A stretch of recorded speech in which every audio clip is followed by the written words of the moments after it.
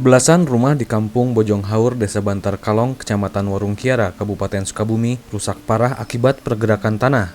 Warga dihimbau untuk mengungsi karena curah hujan yang masih tinggi. Sebagian bangunan roboh bahkan rata dengan tanah, dan tanah sepanjang jalan tersebut amblas, menyebabkan rumah anjlok.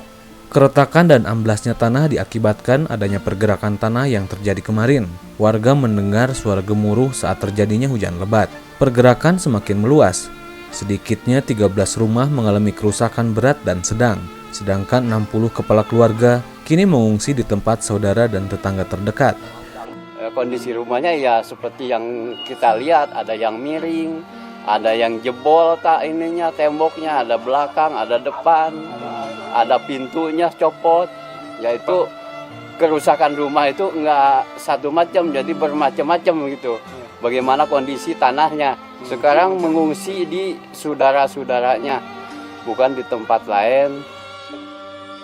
Kepala Desa Bantar Kalong Syahrial Hasan mengatakan dampak dari pergerakan tanah ini ada 4 titik lokasi kerusakan. Pihak desa menghimbau kepada warga untuk segera mengungsi dan bagi warga yang bangunan rumahnya masih bisa diselamatkan untuk segera membongkarnya.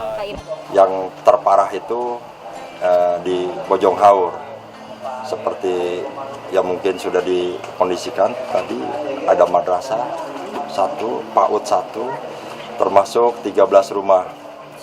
Dan untuk antisipasi warga masyarakat, saya sudah menghimbau ke warga masyarakat untuk sementara ini tidak bisa ditepatin.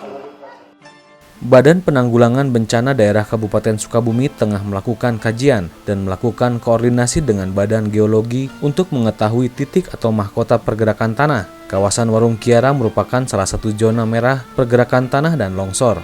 Upaya dari BPBD yang pertama kita menyiapkan tempat hunian sementara atau untuk pengungsi di rumah-rumah penduduk yang aman atau di saudaranya, baik yang dekat maupun yang cukup jauh. Yang kedua, kita menyiapkan logistik untuk 7 hari ke depan. Dan yang ketiganya, mungkin kita juga membenahi lagi sarana atau fasilitas umum.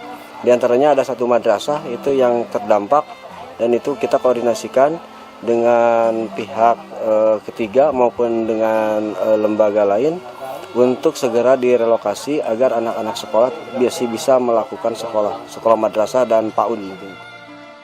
Sejumlah rumah yang mengalami rusak berat sudah mulai dikosongkan. Warga mengungsi di lokasi yang aman, yaitu rumah tetangga dan kerabat terdekat. Warga khawatir akan terjadi pergerakan tanah susulan.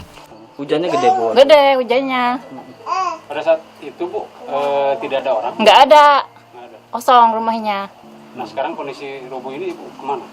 Ya ke rumah mertua tempatnya. Iya. Nah, kalau misalkan kondisinya Tetap seperti ini? membahayakan gitu, Bu. Iya.